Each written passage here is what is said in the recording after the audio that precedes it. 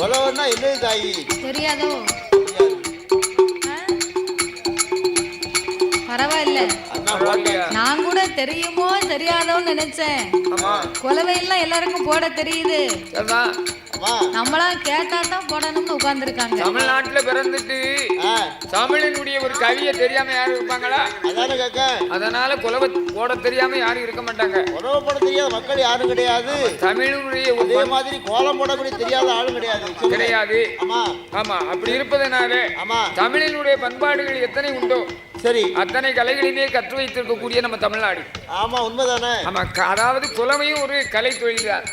கோலம் போடுறதும் ஒரு தொழில் தான். தொழில் தான். நம்ம வீட்டை முழுவதும் ஒரு தொழில் தான். ஆகையினால பெண்ணா பிறந்த அனைவருமே ஆமா குலவும் போடுவாங்க, கோலமும் போடுவார்கள். ஆனா என் வீட்டுக்காரி கோலம் போட்டான்னா என்ன ஆகும்? எப்படி இருக்கு தெரியுமா? எப்படி அலங்கோலமா இருக்கும். கோலமே கோலம் அலங்கோலமா இருக்கும். அவனுக்கு கோலம் போட தெரியாது. கோலம் அப்படியா? ஆமா. சரி, அதாவது ஒரு கோவில்ல என்னதான் கொட்டை அடித்தாலும் மேல எல்லாம் வடிச்சாலும் குலவை போட்டா தான் தெய்வத்துக்கு நல்லா இருக்குமா, தெய்வம் வருமா, நம்ம காத்துக்கு போய் ஒலிக்கும் அப்படின்னு பெரியவங்க சொல்லி இருக்கிறாங்க. ஆமையா, அதனால நீங்க குலவை போடுங்க. போடுங்கம்மா ஒரு குலவை, போடுங்கம்மா ஒரு குலவை, ஒண்ணு ஆன மணி குலவை,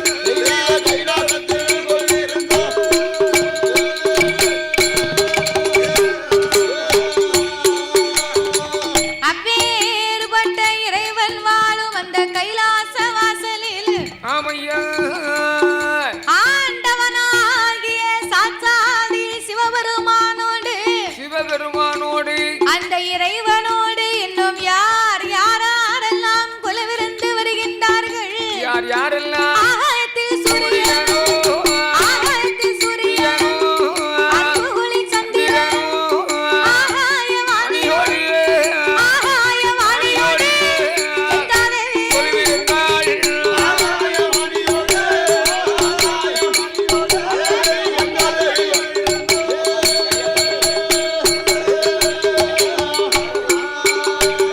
அங்கே கொலுவிருக்கும் நாளை கொலுவிருக்கும் நாளை கைலாசவாசல் கரை கண்ட பகவானுக்கு தெய்வலோக ரம்பை இது நடனமாடுவார் ரம்பை வருவார் நடனங்கள் ஆடுவார் ஊர்வசியா வருவார் உல்லாசமா பாடுவார் மேனகை வருவார் மிருதங்கமும் போடுவார் சரஸ்வதி வருவாள் சரஸ்வதி அம்மா சங்கீதங்கள் பாடுவாள்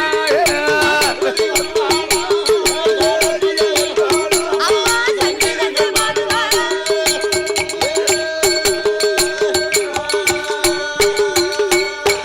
அப்பேற்பட்ட இறைவன் வாழும் அந்த கைலாச வாசலில் வாசலில் ஆண்டவனாகிய சாட்சாதி சிவபெருமானோடு சிவபெருமானோடு யானை தோல் போர்வையும் அமைய புலித்தோல் ஆசனங்களோடு ஆஜனங்களோடு சக்தியோடு ஆண்டவன் கையிலே கொலுவிருந்து வருகின்றார் கொலுவிருந்து வருகின்றார் அப்படி கொலுவிருக்கும் இறைவனாகிய சிவபெருமான் என்னையா 14 உலகத்தையும் இறைவன் படைத்து படைத்து 224 புவனங்களையும் ஆண்டவன் படைத்தார் உலகத்தை படைத்தார் 7 சப்தா சாரங்களாகப்பட்ட கடல்களை படைத்து ஆமையா கல்லுக்குள் இருக்கும் தேரையவோ ஆமா தாயார் கருப்பையுக்குள் வாழும் சிசுவையும் முட்டைக்குள் உருவாகும் குஞ்சியவோ ஆண்டவன் படைத்து படைத்து ஓர் அறிவு முதல் 6 அறிவு படைத்த ஆமையா நாமளை போன்ற மானிட மக்களை படைத்தார் நாமளை எதற்காக படைத்தார் நாமளை ஏன் படைத்தார் எதற்கு படைத்தார் எதற்காக நம்மளெல்லாம் ஆண்டவன் எதுக்கு தான் படிச்சாரோ தெரியல ஏன் இவ்வளவு சலிப்பா கேட்க தாத்தா அப்புறம் இந்த பூமியில பிறந்து வளர்ந்து ஆளாகி சரி 25 வயசு ஆகும்போது அப்பாவும் அம்மாவும் சேர்ந்து நமக்கு ஒரு கல்யாணத்தை முடிச்சு வச்சிருந்தாங்க. சரி கல்யாணத்தை முடிச்சு வச்சா சும்மா இருக்க முடியுமா? முடியாது. வேலை பார்க்கணும், சோழி பார்க்கணும். ஆமா. இருக்கும்போது 2-3 பிள்ளை குட்டி ஆகி போகுது. ஆமையா. அந்த பிள்ளை குட்டியை பெற்று வளர்த்து ஆளாக்கி அதை படிக்க வச்சு சரிதானே ஒருத்தன் கையில கட்டி பிடிச்சு கொடுக்கணும்னா என்ன செய்யணும்? டாக்டர் மாப்பிள்ள வராரு. அவர் 50 பவுன் நகையும் சரி 5 லட்சம் ரூபாய் ரொக்கமும் கேட்காரு. இந்த பொண்ணு என்ன சொல்லுதா? நான் டாக்டர் மாப்பிள்ள தான் வாக்கப்படுவோங்க. அதானே. அப்ப நமக்கு அதுக்கு தகுந்தால பணாதாரம் வேணும், பொருளாதாரம் வேணும். வேணும்ல, நம்மகிட்ட இல்ல. அதாவது மண் உலகிலே ஆண்டவன் மனிதர்களை ஏன் படைத்தார் தெரியுமா? எதற்காக? நாமல் அனைவர்களுமே இப்பூமியிலே ஒற்றுமையாக வாழ வேண்டும் என்று ஆண்டவன் நாமளுக்காகத்தான் இந்த உலகத்தை படைத்தார். ஒற்றுமையாக இருக்க வேண்டும் என்று படைத்தார். ஒற்றுமையாக வாழ வேண்டும் என்று படைத்து சரி மனிதர்களுக்கெல்லாம் 6 அறிவை கொடுத்தார், 9 தத்துவத்தை படைத்தார்.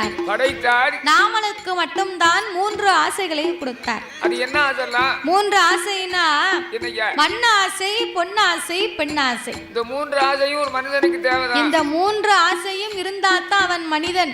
அப்படி இல்லனா இந்த 3 ஆசையும் இல்லைன்னா அவன் முனிவன். முனிவர். சரிதான். அதனால ஆண்டவன் இவ்விதமாகவே நாம எல்லாம் உண்டு பண்ணி எண்சான் உடம்பை கொடுத்தார். நாமளுக்கு ஒரே ஒரு சான் மட்டும் இந்த வயத்தை கொடுத்திருக்கார். வயத்தை மட்டும் குறைச்சிட்டாரு. எண்சான் உடம்புனா என்ன? எப்படி? எண்சான் உடம்புனா கட்டையரா இருந்தாலும் நெட்டையராக இருந்தாலும் அவங்கவங்க கையால அவங்கவங்க உடம்ப அளந்து பார்த்தா 8 சான் தான் இருக்கும். இது உண்மை. இது உண்மைதான். அந்த எண்சான் உடம்புல ஆண்டவே நமக்கு ஒரு சான் இந்த வயத்தை மட்டும் கொடுத்திருக்காரு. ஒரு சான் தான் கொடுத்திருக்காரு. வயிறு ஒரு சான் வயத்தை கொடுத்தார். சரி ஒரு சான் வயதுக்கு படுத பாட்ட பாப்பியனா அந்த நாடு போக அடியப்பா இந்த நாடு போக ஆமா அங்க உழைச்சிட்டு வந்து சாப்பிட ஆமா இன்னொரு நாட்டுல போய் உழைச்சிட்டு வந்து சாப்பிட ஆக மொத்தம் சாப்பிட்டதுதான் ஊரு விட்டு ஊரு நாடு விட்டு நாடு மாவட்டம் விட்டு மாவட்டம் ஏ அப்பா தென்காசியில இருந்து இந்த தேனி மாவட்டத்துக்கு வர வேண்டி இருக்கு ஒரு சான் வயதுக்கு தான் இந்த தேனி மாவட்டம் எதுக்கு எல்லாம் 2 இட்லிக்கு தான் இந்த பாடு 2 இட்லியா ஆமா அதான் அவ்வளவுதானே வயிறு ஏக்கு இட்லியோட வெஜிடபிள் பிரியாணி வச்சிருந்தாங்க என்னது வெஜிடபிள் பிரியாணி வெஜிடபிள் பிரியாணியா ஆமா தெரியாத உனக்கு வெஜிடபிள் பிரியாணி நான் கேள்விப்பட்டதே இல்லையே எங்க 6 பேத்தையும் அண்ணாச்சி உள்ள கூப்பிட்டு போனாரு சாப்பிட ஒரே பெஞ்சில உட்கார வச்சு சரி முதல்ல இட்லி கொண்டு வந்து வச்சாரு சரி அது இட்லியே கிடையாது என்ன ஈரக்கொலையா மல்லிகைப்பூ அப்ப இட்லியை பிச்சு போட்டு சாம்பாரை ஊத்தி சரி அப்படியே வாயில எடுத்து வச்சு சாப்பிட்டோம்னா தொண்டையில தட்டாம போகுது அப்போ நீ உன் வீட்டுக்காரிக்கு 2 கொண்டு போ இது இட்லி கொடுப்பாங்கன்னு தெரிஞ்சா வீட்டுக்காரி கூட்டு வந்திருப்பேன் எதுக்கு பழுமாற ஆமா இல்ல வீட்டுல விருப்பப்பட்டு சாப்பிடுவா அப்படியா ஆமா வாசல கொடுத்தா சரிதானே விவரம் தெரியாம போச்சு சரி அடுத்த வாட்டி வரும்போது கூட்டிட்டு வாங்க என் பொண்டாட்டியை கூட்டு வரணும் கண்டிப்பா இட்லினா இட்லி அப்பேற்பட்ட இட்லி சரி அப்புறம் இன்னொன்னு என்ன வெஜிடபிள் பிரியாணி வச்சாங்க ஆமா அடே அப்பா அத நெய்ய பாத்தீங்கன்னா சொரு நெய் அதானே கேட்டேன் அதுக்கு அப்புறம் என்ன வச்சாங்க மாப்பிள்ள உளுந்த வடை வர வச்சாங்க ஆமா அது எப்படி இருந்துச்சு உளுந்த வடையை சாப்பிட்டா உளுந்த வடையை மட்டுமே சாப்பிட்டு வயத்தை நிரப்பிடலாம் போலுக்கு ஆமா சூப்பர் வடை சூப்பர் வடை சொல்லிருக்காங்க ஆமா வடை உளுந்த வடை சின்ன வாய பல்ல வடை நானும் அண்ணாச்சும் வடையை வச்சுட்டு போறோம்னு எடுத்து உடனே சாப்பிட்டாச்சு வருஷம் வந்துச்சு வடை ஆள் கொண்டு 2வது வாங்கிட்டோம் இந்த ஒரு சான் வயத்தை நம்ம எதுக்கு வச்சிருக்கோம் எல்லாம் ஒரு சாப்பாட்டுக்கு தான் இந்த பாடு எவ்வளவு காலம் சாப்பிட்டாலும் எந்த வேலை பார்த்தாலும் நம்ம பணத்தை மட்டுமா வாங்குதோ இல்ல அந்த பணத்தை வாங்கி வீட்டுல கொண்டு போய் அரிசி வாங்கி சோறு வாங்கி சாப்பிடுறது அந்த சோத்துக்கு தான் நம்ம இந்த பாடுபட்டுக்கிட்டு இருக்கோம் கடைசியா கொடுத்தாங்க பாருங்க பணியாரம் அடே அப்பா எங்க வீட்டுக்காரி சுட்டாலும் இப்படிதான் இருக்கும் அப்படியா எங்க வீட்டுல சோள பணியாரம் அப்படியா சூப்பரா இருந்துச்சு அப்படியா ஆமா வந்தாக இருந்தது பணியாரங்கள் ஆமா அப்படியே தின்பதற்கு ருசியாக இருந்தது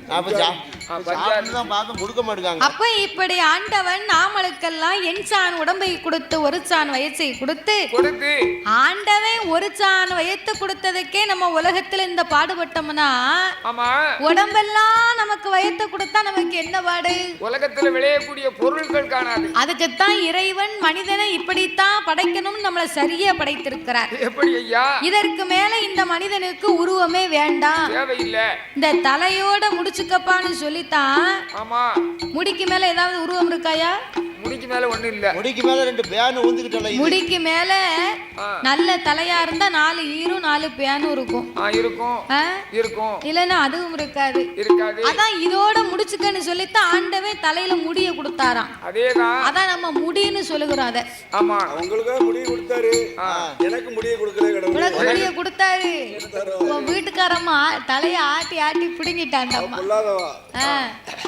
அப்போ இந்த ஆண்டவன் நாமலை எல்லாம் இவ்விதமாகவே படைத்து பூலோகத்திலே மரம் செடி கொடி பயிர் புல் பூண்டு இலை தாவரங்களோடு ஆடு மாடு கண்டுகாடைகள் அதனையும் படைத்து எறும்பு யானை முதல் என்ன உண்ணாத மனுக்கள் 84 லட்சம் கோடி சிவராசிகளை படைத்து இந்த உலகத்தை படைத்த ஆண்டவன் பூலோகத்திலே முக்கியமாகவே ஒரு நாட்டையும் படைத்தார். அது எந்த நாடு தெரியுமா? நாட்டிலேயும் நல்ல நாடு, நாட்டிலேயும் நல்ல நாடு, நாவலர்கள் புகழும் நாடு, கோடமாலை புலியும் நாடு, புரிந்ததென்றல் வீசும் நாடு, மாதம் ஒன்று மலை பொழியும், மாதம் ஒன்று மலை பொழியும், வருடம் ஒன்று பூவிளையும்.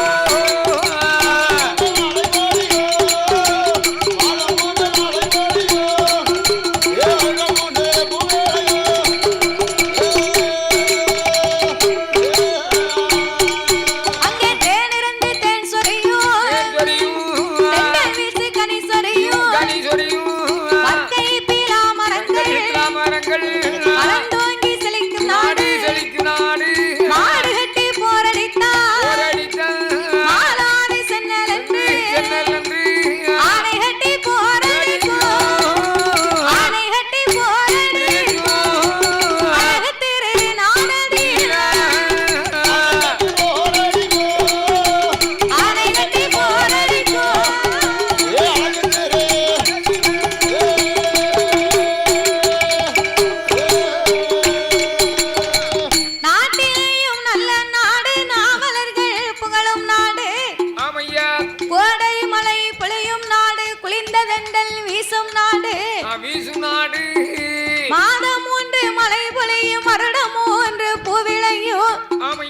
தேனிருந்து தேன் சொரியும் தெண்டல் வீசி கனி சொரியும் ஆமா மரக்கை பலா மரங்கள் எல்லாம் வளர்ந்தோங்கி செழிக்கும் நாடு சன்னல் பின்னல் விளையும் நாடு சரமிளகு காய்க்கும் நாடு இஞ்சி மஞ்சள் பூக்கும் நாடு இருவாச்சி மலரும் நாடு ஆணை கட்டி போரடிக்கும் அழகு திரு நாடாகப்பட்டது அதுதான் கருவுருமா பட்டணம் அந்த கருவுருமா பட்டணத்தை யார் ஆண்டு வருகிறார்கள் கருவுருமா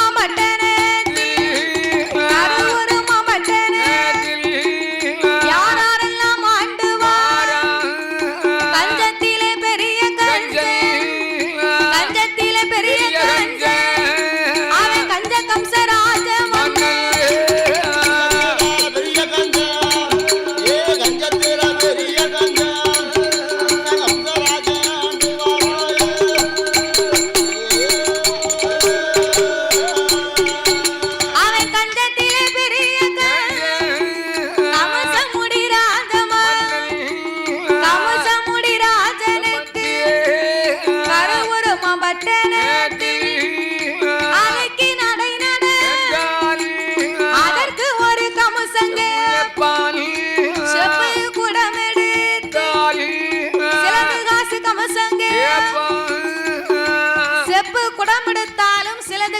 கமுசங்கேப்பா அலைக்கு நடை நடந்தா அதற்கும் அரை காசு கமுசங்கேப்பா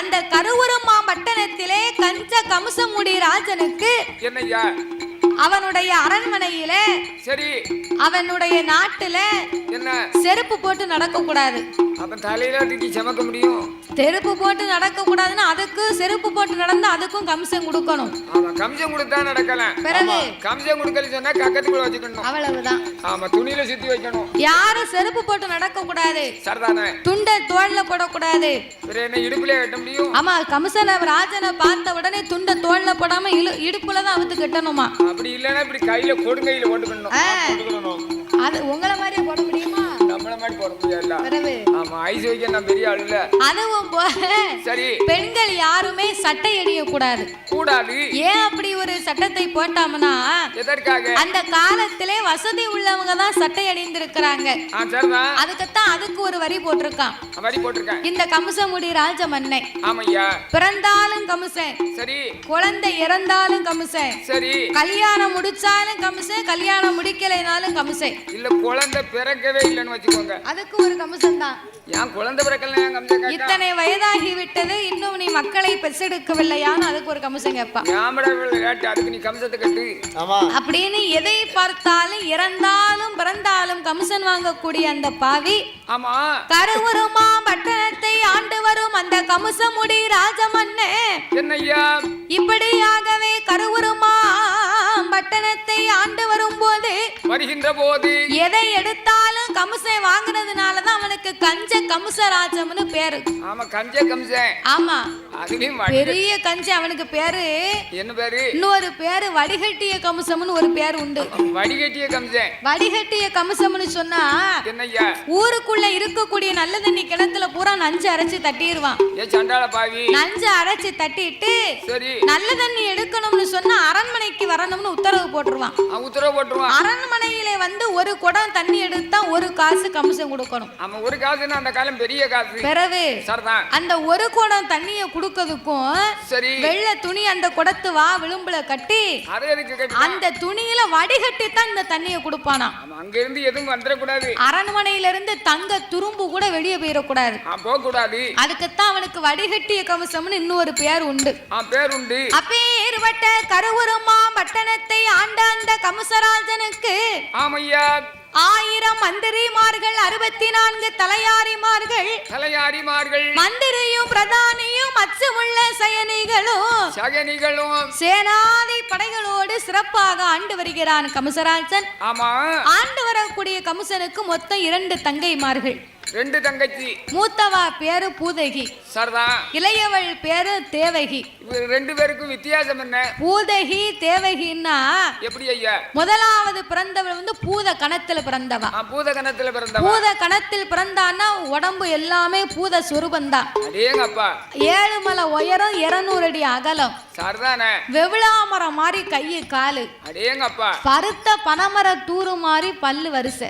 ஐயையோ, அவன் நாக்கு நீட்டினான்னு வச்சுக்க, என்னாகும்? இங்க இருந்து அங்க வரைக்கும் பாலம் மாதிரி. ஏப்பா, அவன் மூக்குல முக்குருணி நெல்லு தட்டி வைக்கலாம். அதுதானே கேட்டேன். ஒரு மூக்கு தமர்லயும் முக்குருணி தட்டலாம். ஒரு காதை பார்த்தா ஆரியங்கா குகை மாதிரி இருக்குமா. இந்த காத்தோழி போய் அந்த காத்தோழி வந்துடலாம். பிறகு ஆமா. அப்போ வாய் எப்படி இருக்கும்? வாய் வந்து வாயை சொல்லவே முடியாது. சொல்ல முடியாதா? பெரிய கோவ மாதிரி இருக்கும். ஆமா. அங்க போயிட்டு அந்த வாயை மூட முன்னண்டு சரி நம்ம வெளியே வந்துருவாங்க. வர முடியாதோ? ஆனா வர முடியாது. பெரிய வாயிலா சரி, அவதான் படக்க வாய முடிடுவாள. ஓ, யாபம் போட்டுருவா. பிறகு சரி, அவ தலைய பாத்தியோ? என்ன பூதகிக்கு வந்து என்னய்யா இன்னொரு பேரு உண்டு. என்ன பேரு? இந்த பனங்கொட்டையை சூம்பிட்டு தூரம் போட்டா எப்படி இருக்கும்? நார் நாரா இருக்கும். நார் நாரா செம்பட்டையா இருக்கும். ஆமா, அதான் அவளுக்கு செம்பட்டை தலையழகின்னு பேரு. ஆமா, செம்பட்டை தலை. ஏன்னா அவ முடி அப்படித்தான் இருக்குமா. ஒரு பெரிய பாறையில போய் தீய கொளுத்துனா, ஆமா, தீய கொளுத்தி சூடாகி அந்த பாறையானது சரி செம்பட்டை நிறத்துக்கு செம்பு நிறத்துக்கு வருமா? வரும். அந்த நிறத்துல இருக்குமா அவளுக்கு தலை. அப்போ இப்பேற்பட்ட பூத கணத்தோடு பூத சுரூபத்தோடு இருப்பதனால அவளுக்கு பூதகின்னு பேரு. இரண்டாவது தங்கை அவதான் தேவகி, தெய்வ கணத்துல பிறந்தவா. அடேங்கப்பா, தெய்வ கணம்னு அவளுக்கு கேட்கவா செய்யணும். அதானே கேட்டேன். ஏ அப்பா, அவ பூத கணத்துல இருந்தா இவ தெய்வமா இருக்கறா. ஆமா, வித்தியாசமா இருக்காங்க. பிறவே சரி, அப்ப இந்த பூதகி இருக்கக்கூடிய சுரூபங்களை கண்டு கமுசராஜன் ஒரு முடிவு பண்ணினா. என்ன பண்ணனா? இந்த பூதகி நம்ம அரண்மனையில இருந்தான்னு சொன்னா யாரும் அரண்மனைக்கு வர மாட்டாங்க. இந்த பூதத்தை பார்த்து யாரும் நாமளுக்கு கொண்டு வந்து கம்சனையும் கொடுக்க மாட்டாங்க. அப்படின்னு ஊருக்கு அப்பாலே ஒரு கல்லறையை கட்டி அதிலே பூதகியை அடைத்து வைத்து அதற்கு குமரி மடம்னு பேர் வச்சான். ஆமா, குமரி மடம். தங்கையே பூதகி, அண்ணன் என்னைக்கு உன்னை அழைக்கிறேனோ அன்னைக்கு நீ வந்தா போதும். அது வரைக்கும் உனக்கு எந்த வேலையுமே கிடையாது. இங்க வேலையே இல்ல. அரண்மனைக்கு பக்கம் நீ வந்துட கூடாது அப்படின்னு இந்த குமரி மடத்திலே பூதகியை அடைத்து வைத்தார். இரண்டாவது தங்கையாகப்பட்ட அந்த தேவகி என்ன செய்கின்றார்? அவ எப்பேற்பட்ட அழகு தெரியுமா? எப்படி ஐயா? கமசந்தங்க தேவகி, கமசந்தங்க தேவகி 16 வயதாச்சு.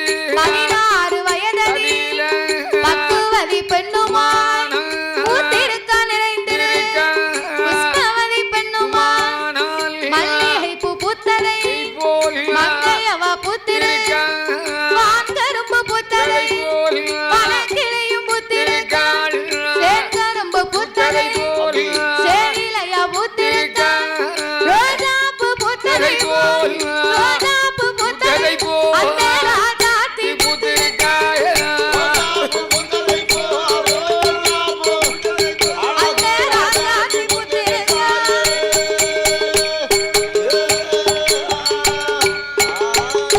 அவன் ஆளாகிருக்கும் போது கமசந்தங்க தேவகி பெண்ணுக்கான பெண்ணழகி, பேடை கொண்ட மயிலழகி, கண்ணுக்கான கண்ணழகி,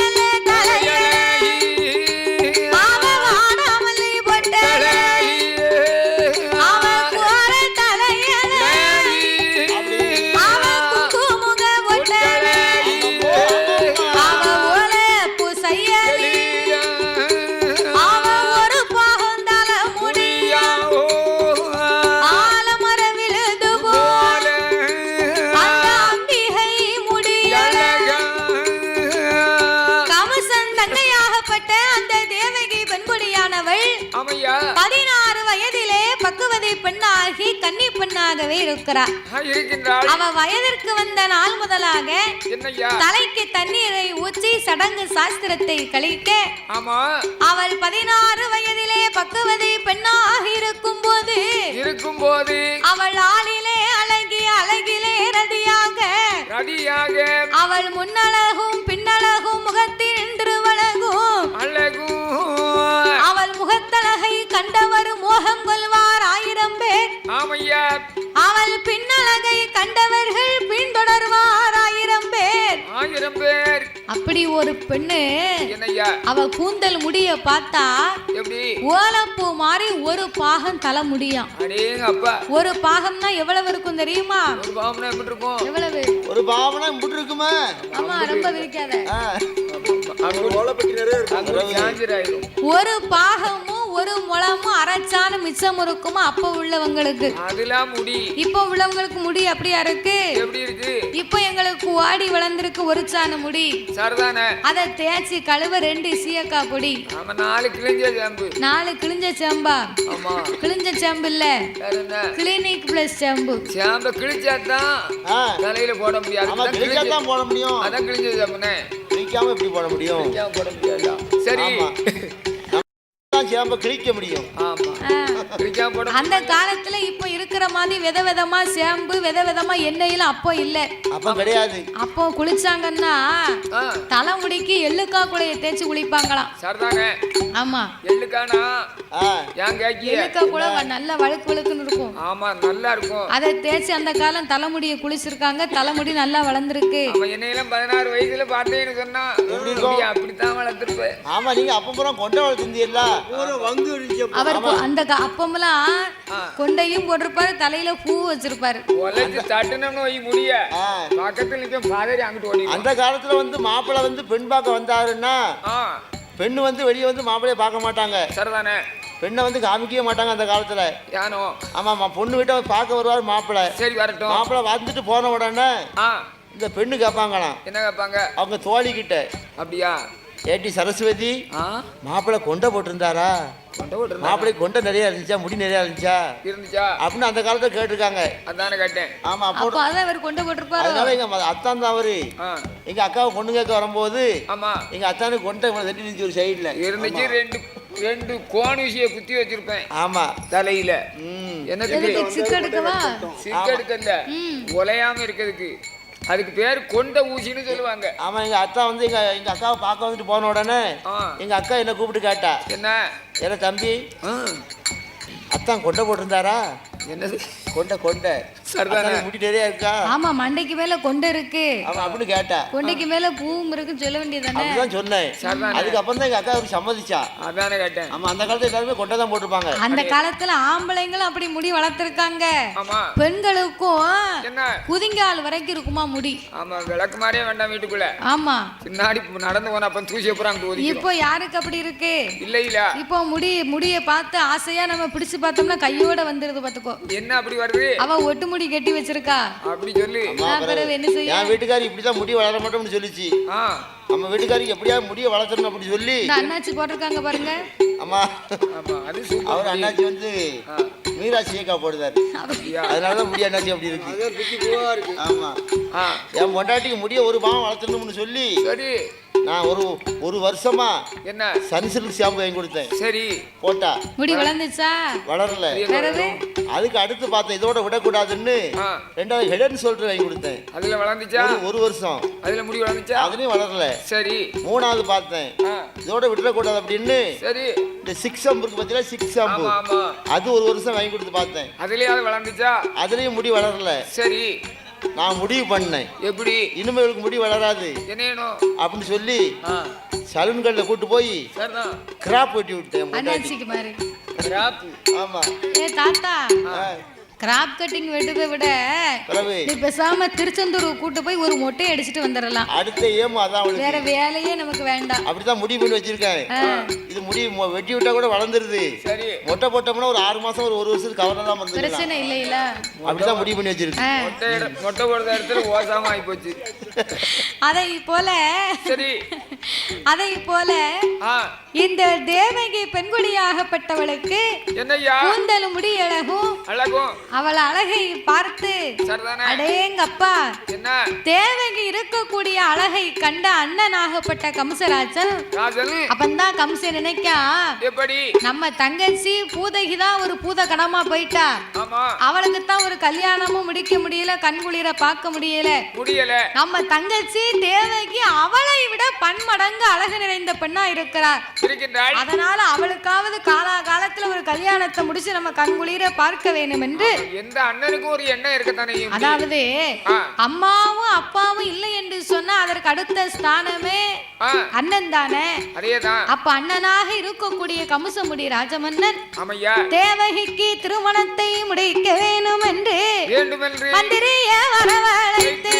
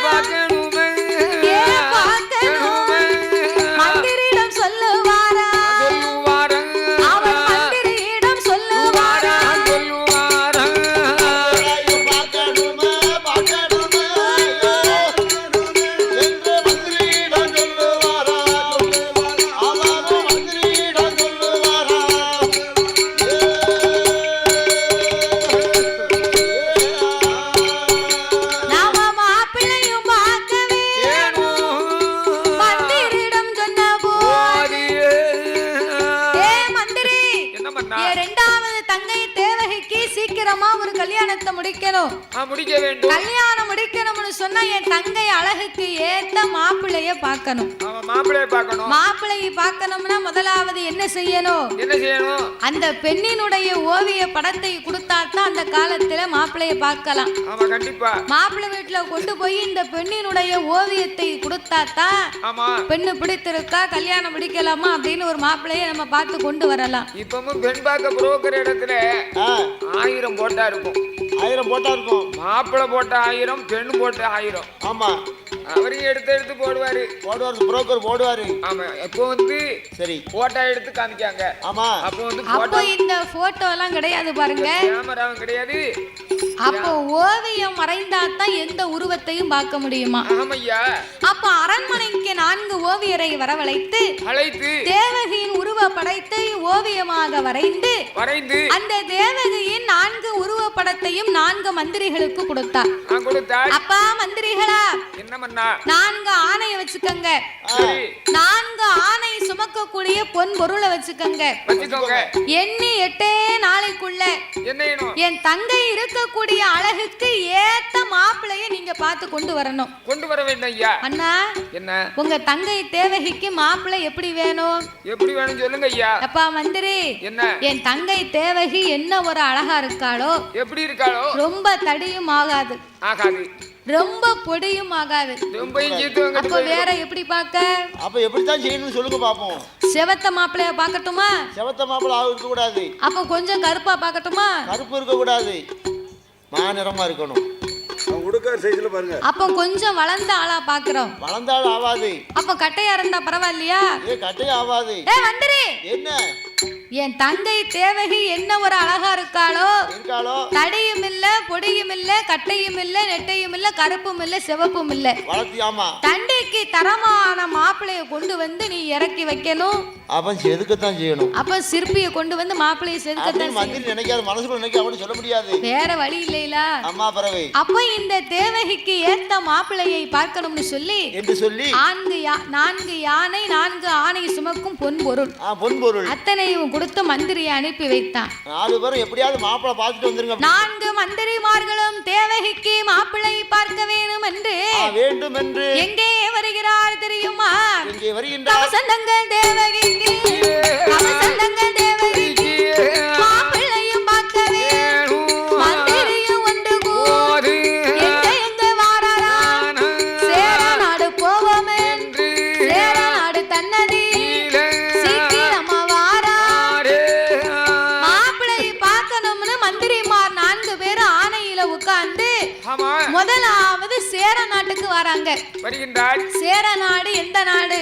எந்த நாடு ஐயா? அதான் மேற்க மலையாளம், கேரளா. மலையாளம். ஆமா. சரி. சேர நாட்டிலே சென்று மாப்பிள்ளைய பார்க்கணும்னு வந்தா என்னாச்சு? கேரளாவுல மாப்பிள்ளைக்கும் பெண்ணுக்கும் கேட்கவா செய்யணும்? அதானே கேட்டேன். ஏ அப்பா, ஏன் கேட்க? அங்க இருக்க தண்ணிக்கும் அங்க இருக்க சாப்பாட்டுக்கும் ஆமா மாப்பிள்ளை ரொம்ப அழகா இருக்காரு.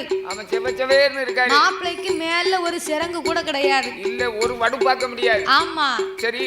ஆனா மாப்பிள்ளை என்ன வந்தவங்கள வாங்கன்னு கேட்க மாட்டேக்காரு.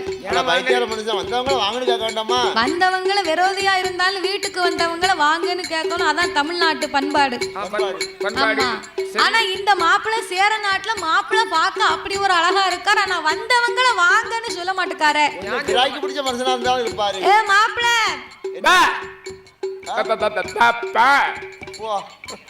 இவன் கோழி மேய்க்கத்தான் ஆவான் போலுக்கு. ஏ சாப்பிட்டியா நீ?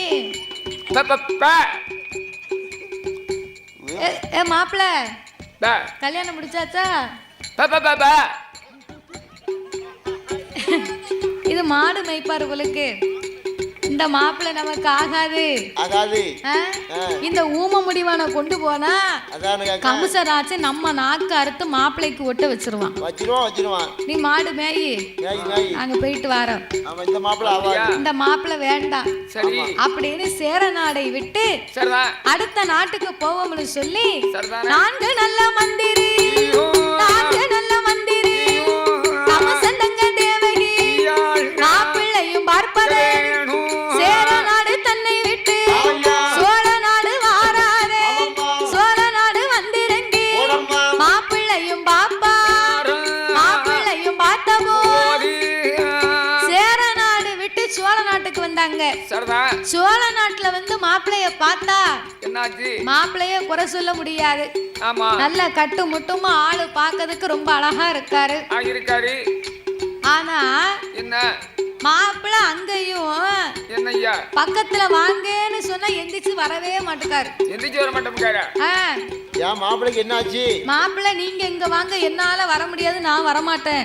ஏய்யா வாருமையா, உங்க கிட்ட எந்திரிச்சு வாருங்க. வேணும்னு அங்க வந்து பாருங்க அப்படின்னா வேட்டிய கீழே வரைக்கும் கரண்டக்கால் வரைக்கும் மூடி சேர்ல உட்கார்ந்துருக்க மரியாதை உள்ள மனுஷன். அப்படி இல்ல, மாப்பிள்ளைக்கு கையும் காலும் ஊனமா இருக்கு, நான் எந்திரிச்சு நடந்து வர முடியாது. அட கன்றாவியே, இந்த மாப்பிள்ளைய கொண்டு போனா நம்ம கைய காலை வெட்டி போடுவான் அப்படின்னு சோழ நாடு விட்டு கீழ் நாட்டுக்கு வந்தார்கள். கீழ் நாட்டுக்கு வந்தா மாப்பிள்ளை கண்ணை முடிச்சுக்கிட்டே இருக்காரு. அவரு என்னன்னு கேட்க மாட்டேக்காரு. அப்படியா? கண்ணு முடிச்சுக்கிட்டே இருக்கும், முழி கண்ணும் குருடு. ஐயோ, இந்த குருடனை கொண்டு போனோம்னு சொன்னா அவன் நம்ம கண்ணை பிடுங்கிருவான் அப்படின்னு நேரா பாண்டிய நாட்டுக்கு வந்தாங்க. பாண்டிய நாடு யாருடைய நாடு? நம்ம நாடு. அதான் நம்ம நாடு. பாண்டிய நாட்டுக்கு வந்து பார்த்தா என்னாச்சு? கருப்பெல்லாம் கட்டி வைரம், வெள்ளை எல்லாம் வெறும் சொல்ல. தென்னாட்டுல வந்து மாப்பிள்ளைய பார்த்தா மாப்பிள்ளை அங்கேயும் ரொம்ப அழகா இருக்காரு, முகமெல்லாம் ரொம்ப லட்சணமா இருக்கு. ஆனா மாப்பிள்ளைய கூப்பிட்டா ஏ மாப்பிள்ளை, நான் மெட்ராஸ் கிடக்க சென்னைக்கு வரல. ஏ மாப்பிள்ளை உங்க பேர் என்ன? அதாவது ஒரே ஒரு பசுமாடு தானிக்கு நான் அதை விலைக்கு கொடுக்கல. இப்போ சாப்பிட்டியாடா? வீட்டுக்கு போறேன். நீ எங்கதையும் போ. சாப்பிட்டியான்னு கேட்டா வீட்டுக்கு போறேங்க. ஆமா, காலையில செவிட்டு முடியுமா? உனக்கு கல்யாணம் ஆயிருக்கா? அதானே நீ ஓயாம என்ன வாஞ்சிக்கிட்டே இருக்காருன்னு எங்க வந்து வைத்தியரு. அதாவது குருடங்கூட இருந்து வாழ்ந்தாலும் செவிடங்கூட இருந்து வாழ முடியாதான். நான் பையத்தான் பேசுவேன், என்ன மூதி கணக்க அப்படிம்பா. வாயில பப்ளிக்காம் போட்டிருந்தாலும் என்னையவா ஏசுத அப்படின்னு கிட்டத்துல வந்து கேட்பாங்க.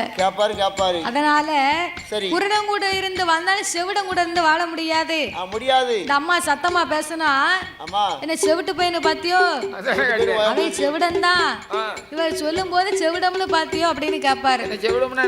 அதனால இந்த மாப்பிள்ளையும் ஆகாதுன்னு சொல்லி 4 தேசத்துக்கும் போனாங்க. 4 ஆணையை வித்தாச்சு. 4 ஆணை சுமக்கும் பொன் பொருளை வித்தாச்சு. எவன் சொத்து போகுது? எல்லாம் அரண்மனை சொத்து தானே. அவன் பாட்டுக்கு வித்து சாப்பிட்டான். மாப்பிள்ளையும் கிடைக்கவில்லை என்று அங்கே மந்திரியும் ஓடிவார்.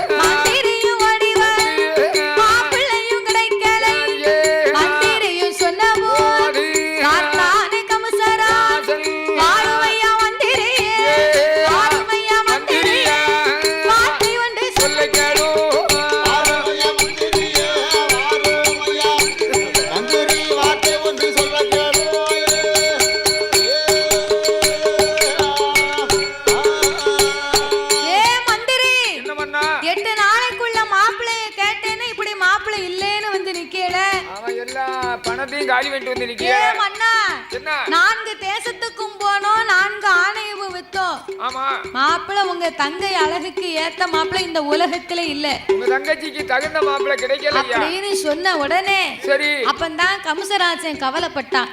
ஆஹா, என் மூத்த தங்கைக்கு தான் ஒரு கல்யாணம் முடிக்க முடியல, இவளுக்காவது ஒரு கல்யாணம் பண்ணணும்னு ஆசைப்பட்டனே, கல்யாணம் ஆகுமா ஆகாதா? ஆகாதா. ஏ மன்னா, என்ன உங்க தங்கை தேவகிக்கு திருமணம் நடக்குமா நடக்காதான்னு நாங்க சொல்ல முடியாது.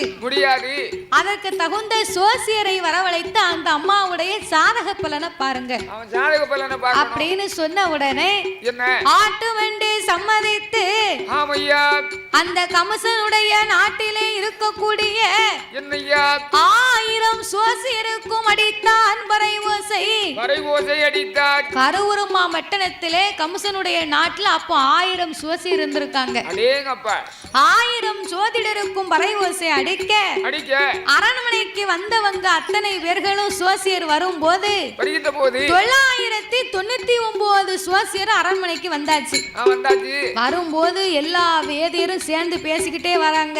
என்ன பேசுறாங்க? தேவகிக்கு மாப்பிள்ளை இல்லைன்னு சொல்லிடுவோம், மாறி மாறி பேசினா நம்மள சும்மா விட மாட்டான் அப்படின்னு பேசி வச்ச மாதிரி வந்தாங்க. அப்படி இப்படின்னு மாத்தி சொல்லக்கூடாது, இல்லன்னு சொல்லிடணும் அப்படின்னு வந்தவங்க அத்தனை பேரும் ஒண்ணு போல இல்லைன்னு சொல்லி வீட்டுக்கு போயிட்டான். அப்ப 999 பேருமே மாப்பிள்ளை இல்லைன்னு சொல்லிட்டாங்க. 1000வது சோசியன் எங்க அவனை கூட்டிக்கிட்டு வா அப்படின்னா அவர் ஒரு ஆளை கூட்டு வா. 1000வது சோசியர் அவர் யாரு தெரியுமா? அவர்தான் காசி பாப்பான் கல்யாணியாச்சு. காசி நல்ல பாப்பான், காசி நல்ல பாப்பான் கல்யாணி ஆச்சு. அவர்கள் 2 பேர்களுக்கு அன்றைய நம்மதி 60 திருக்கல்யாணம் நடக்குது. கல்யாணம் நடக்கும் போது 1000வது சோசியர் காசி பாப்பா கல்யாணி ஆச்சு. அன்னைக்கு பார்க்க அவ 2 பேருக்கும் 60ஆம் கல்யாணம் நடக்கு. ஐயரு ஆட்சிக்கு 2 முடிச்சுதான் போட்டாரு. அதுக்குள்ள மந்திரி கொண்டு வந்து மடியில ஓலைய போட்டார். ஓ சாமி, என்ன ஓலைய புடியும்? மந்திரி கொடுத்த ஓலையை வாசித்து பார்க்க, மந்திரி கொடுத்த ஓலையை பார்க்கும் போது என்னையா நீர் சீக்கிரமா சொன்ன நேரத்துக்குள்ள வரலன்னா உங்க தலையை அறுக்கப்படும்னு போட்டிருக்கான். அந்த ஓலையை தான் பார்த்தாரு, மாலையா வடிக்காரு. அடியே கல்யாணி அம்மா, நான் எனக்கு இப்பமே அரண்மனையை விட்டு போக வேணும். என்னன்னா எனக்கு மரண ஓலை வந்திருக்கம்மா. என்னன்னா நீங்க இப்படி சொல்றீர்கள்? ஏனா நேக்கு 2 முடிச்சு போட்டேளே, 3வது முடிச்சு நேக்கு யாருனா போடுவா? தம்பி போடுவான். தம்பி கிருஷ்ணய்யர் போடுவாரு. அப்பந்தானே குடும்பம் நல்லா இருக்கும். நேக்கு 2 முடிச்சு போட்டிலே 3வது முடிச்சு நேக்கு யாருனா போடுவா? யார் போடுவா? அடியே கல்யாணி, ஐயரே ஆத்துல போறாரா, ஆச்சு என் குடும்பி போகுதுன்னு வருத்தப்பட்டாளா. அதானே கேட்டேன். எனக்கே மரண ஓலை வந்திருக்கம்னு சொல்லுதனடி, நீ 3வது முடிச்சா கேட்க. அதானே என்னை 8 நாளைக்குள்ளே நான் திரும்பி வந்து 3வது முடித்து போடுகிறேன் அம்மா. ஆமா, 8 நாளைக்குள்ளே நான் திரும்பி வரலையானா இல்லையானா நீ வெள்ளை உடுத்திக்கம்மா, வெள்ளை உடுத்திக்கம்மா, வீட்டுக்குள்ள இருந்துக்கம்மா, முக்காடு போட்டுக்கோ, மூளைய உங்காத்துக்கம்மா, தாலிய கலத்திக்கம்மா.